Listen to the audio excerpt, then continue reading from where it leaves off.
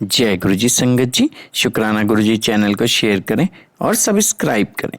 संगत जी, आज हम गुरु जी की आज्ञा से लीना जैन आंटी जी के श्रीमुख से श्री शिव महापुराण श्रृंखला के भाग 155 में वायव्य संहिता के पूर्व खंड के चौथे और 5वें अध्याय का श्रवण करेंगे। चलिए प्रारंभ करते हैं।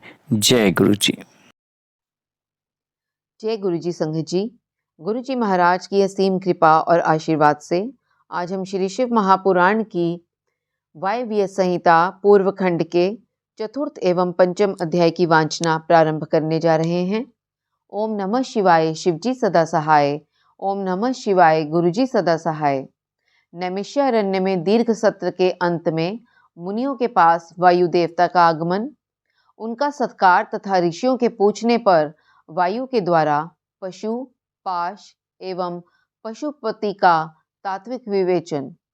सूत जी कहते हैं, मुनीश्वरों, उस समय उत्तम व्रत का पालन करने वाले उन महाभाग महर्षियों ने उस देश में महादेव जी की आराधना करते हुए एक महान यज्ञ का आयोजन किया। वह यज्ञ जब आरंभ हुआ तब महर्षियों को सर्वथा आश्चर्यजनक जान पड़ा। तदंतर समय बीतने पर जब प्रचुर दक्षिणाओं से युक्त वह यज्ञ समाप्त हुआ तब ब्रह्मा जी की आज्ञा से वायुदेव स्वयं वहां पधारे।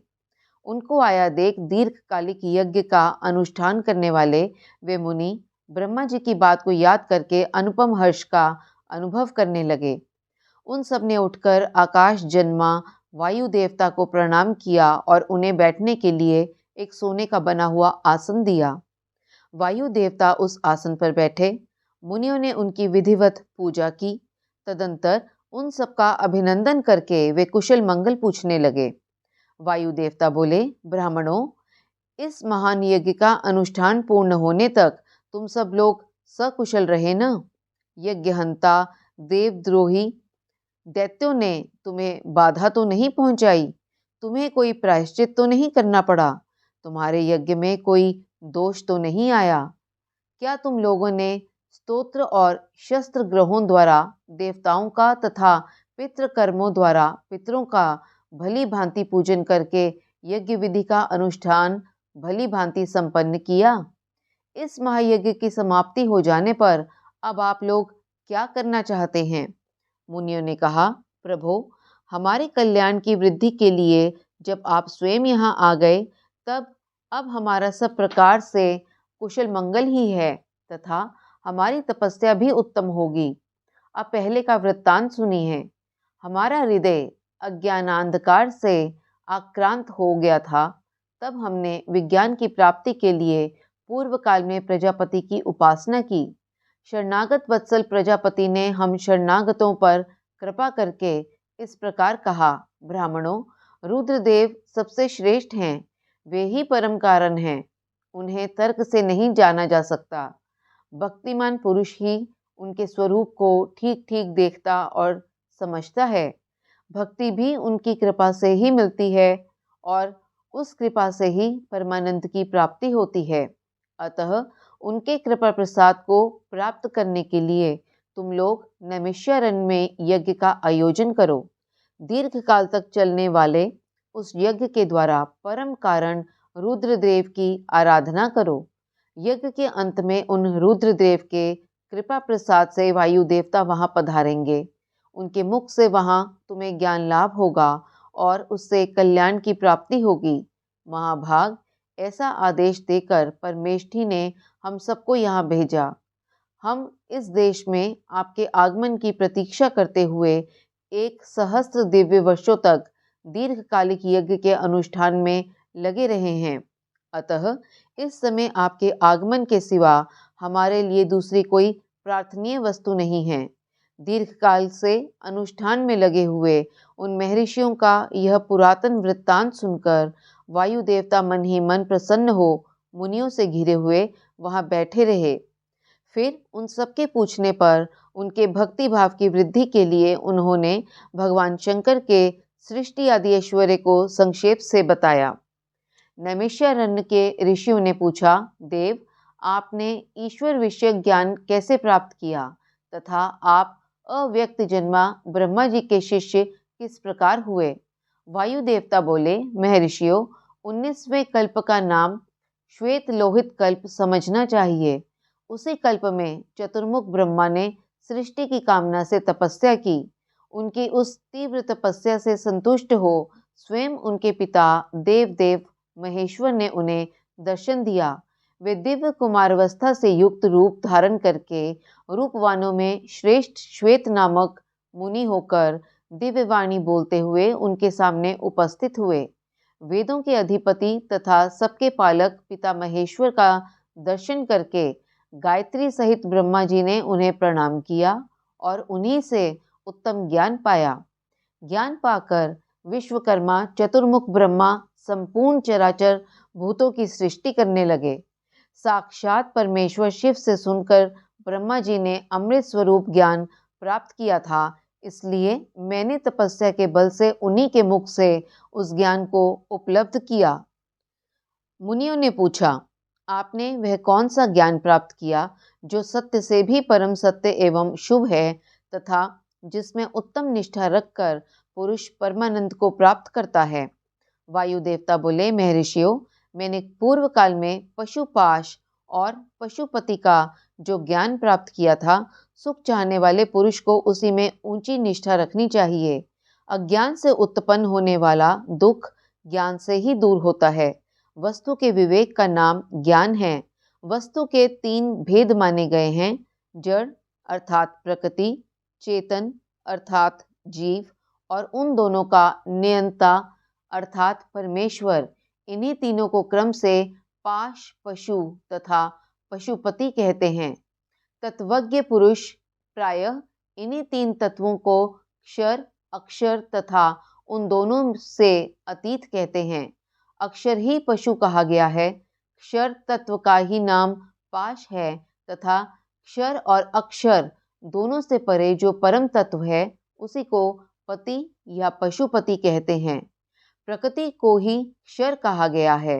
पुरुष अर्थात जीव को ही अक्षर कहते हैं और जो इन दोनों को प्रेरित करता है वह क्षर और अक्षर दोनों से भिन्न तत्व परमेश्वर कहा गया है। माया का ही नाम प्रकृति है। पुरुष उस माया से आवृत है। मल और कर्म के द्वारा प्रकृति का पुरुष के साथ संबंध होता है। शिव ही इन दोनों के प्रेरक ईश्वर हैं। माया महेश्वर की शक्ति है। चित स्वरूप जीव उस माया से आवृत है। चेतन जीव को आच्छादित करने वाला अज्ञान में पाश ही मल कहलाता है। उससे शुद्ध हो जाने पर जीव स्वतः शिव हो जाता है। वह विशुद्ध ही शिव तत्व है। मुनियों ने पूछा, सर्वव्यापी चेतन को माया किस हेतु से आवृत करती है? किस लिए पुरुष को आवरण प्राप्त होता है और किस उपाय से उसका निवारण होता है? वायु देवता बोले, व्यापक तत्व को भी आंशिक आवरण प्राप्त होता है क्योंकि कला आदि भी व्यापक है। भोग के लिए किया गया कर्म ही उस आवरण में कारण है। मल का नाश होने से वह आवरण दूर हो जाता है। कला, विद्या, राग, काल और नियति इन्हीं को कला आदि कहते हैं।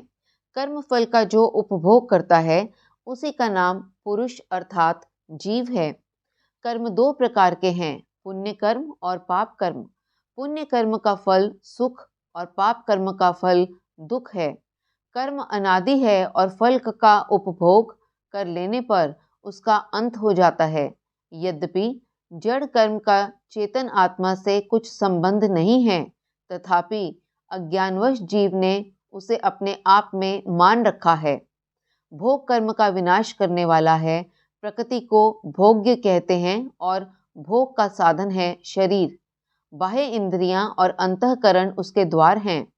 अतिशय भक्ति भाव से उपलब्ध हुए महेश्वर के कृपा प्रसाद से मल का नाश होता है और मल का नाश हो जाने पर पुरुष निर्मल शिव के समान हो जाता है।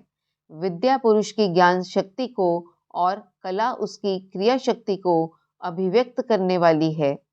राग भोग्य वस्तु के लिए क्रिया में प्रवृत्त करने वाला होता है। काल उसमें अवच्छेदक होता है और नियति उसे नियंत्रण में रखने वाली है।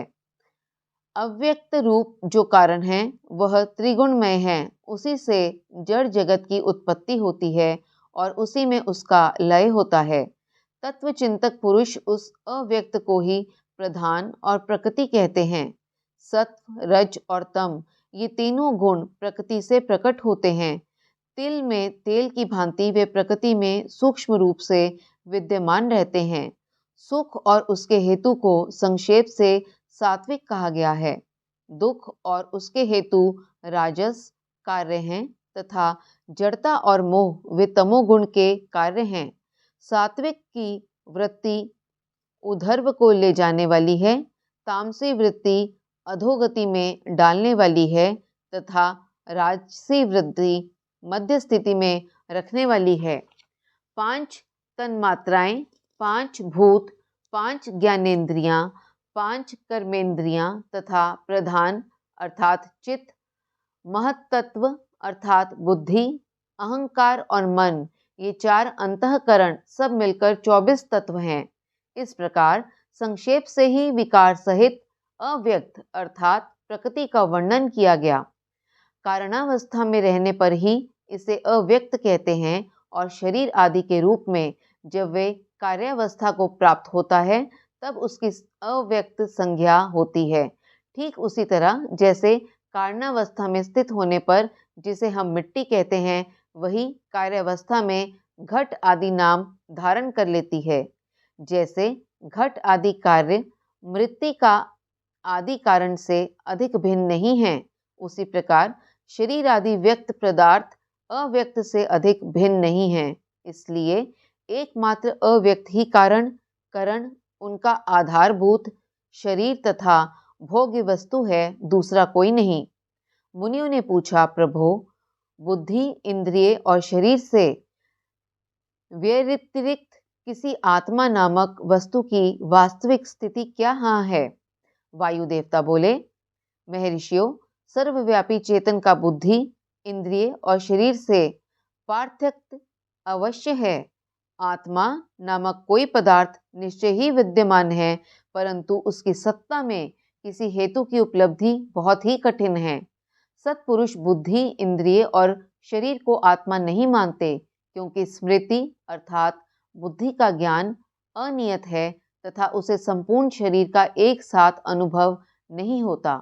इसलिए वेदों और वेदांतों में आत्मा को पूर्वानुभूत विषयों का स्मरण करता, संपूर्ण ज्ञेय पदार्थों में व्यापक तथा अंतर्यामी कहा जाता है। यह न स्त्री है न पुरुष है और न नपुंसक ही है, न ऊपर है न अगल बगल में है, न नीचे है और न किसी स्थान विशेष में। यह संपूर्ण चल शरीरों में अविचल, निराकार एवं अविनाशी रूप से स्थित है। ज्ञानी पुरुष निरंतर विचार करने से उस आत्म तत्व का साक्षात्कार कर पाते हैं।